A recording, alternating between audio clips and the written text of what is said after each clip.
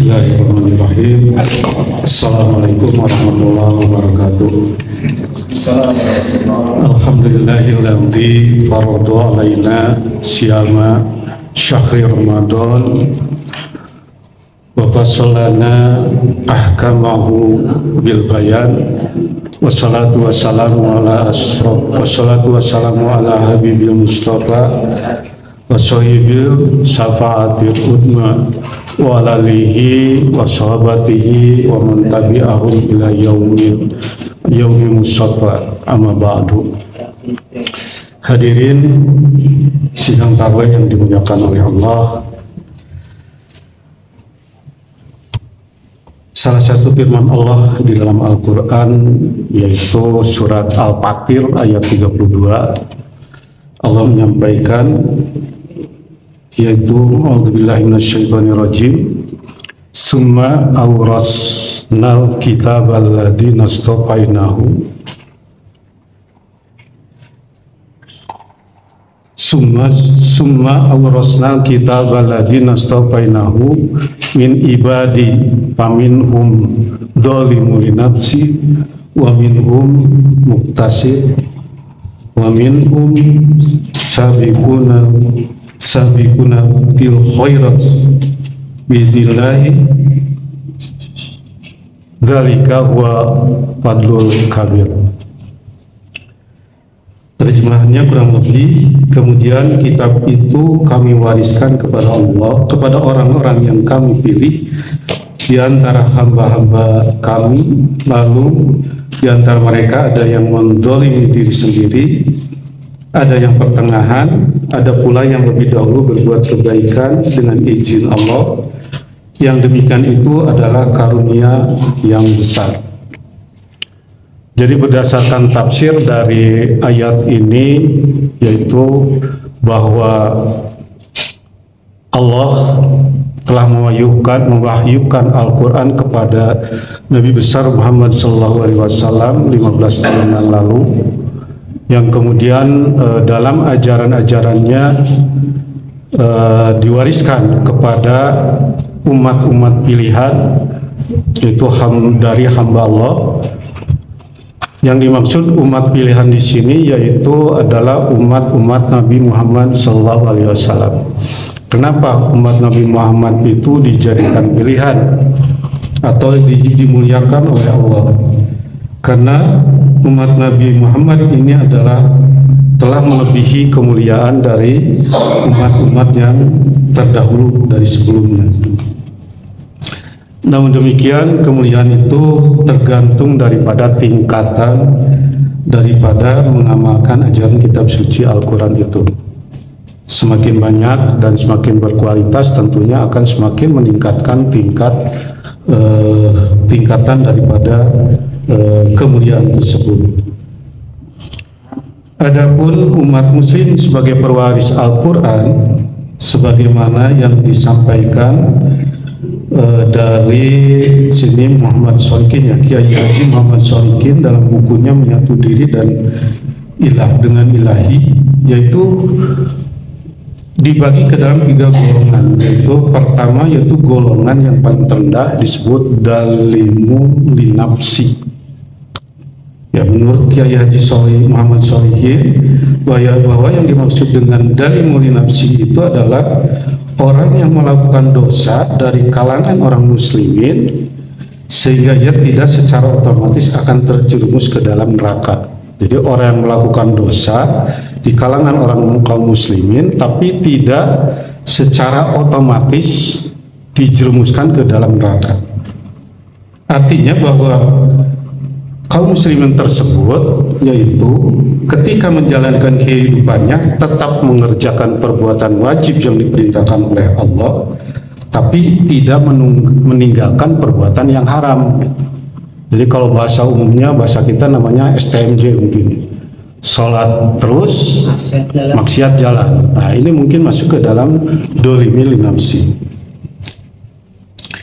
Kemudian dari tafsir tersebut disampaikan bahwa kelompok kedua yaitu kelompok pertengahan atau muqtasid, yaitu kelompok di mana orang-orang ini sudah beriman kepada Al-Quran, tapi baru dapat melaksanakan sebagian dari isi Al-Quran tersebut dan meninggalkan yang sebagian yang lain. Artinya orang tersebut telah mengerjakan segala kewajiban sekaligus meninggalkan larangan-larangannya, akan tetapi terkadang dia masih mengerjakan perbuatan yang dikatakan sunnah.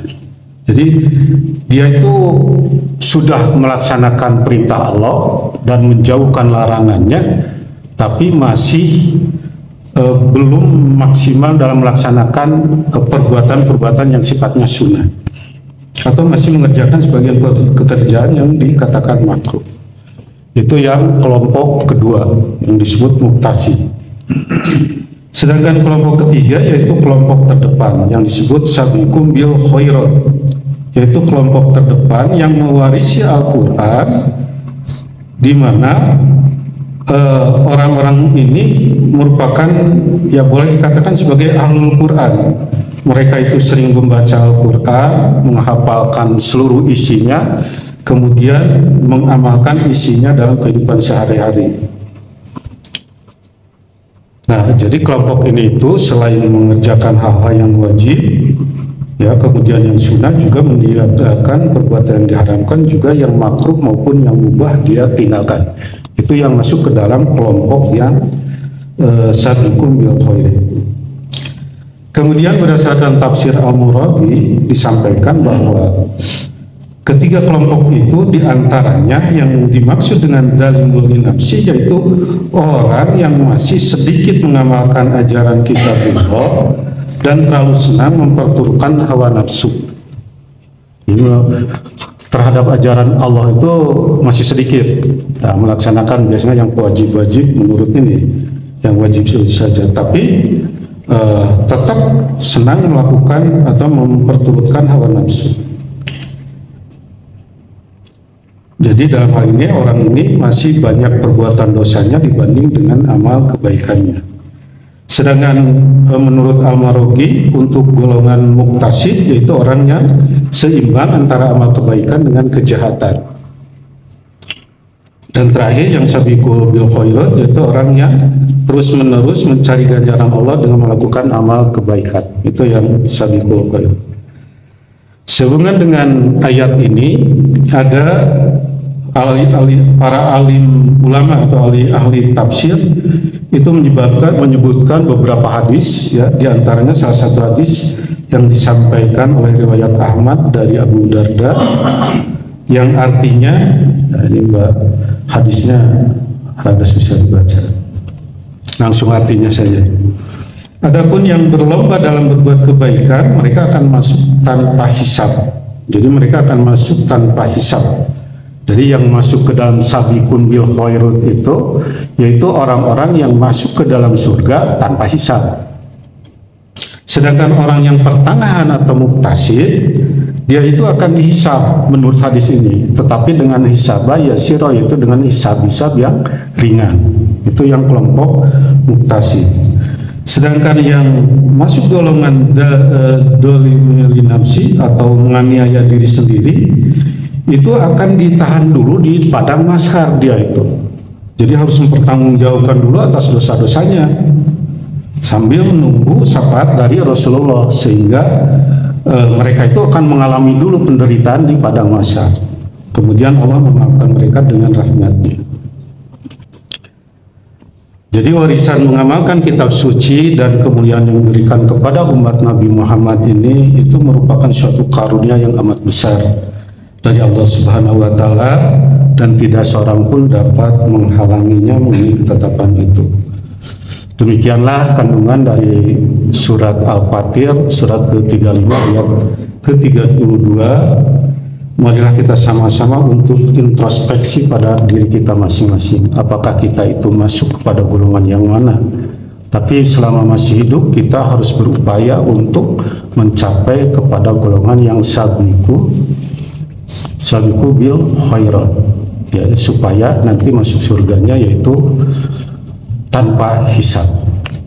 Barangkali itu yang bisa saya sampaikan, semoga dapat memberikan manfaat. Atas kekurangannya mohon dimaafkan. Aqulu qouli hadza, wassalamualaikum warahmatullahi wabarakatuh. Assalamualaikum warahmatullahi wabarakatuh.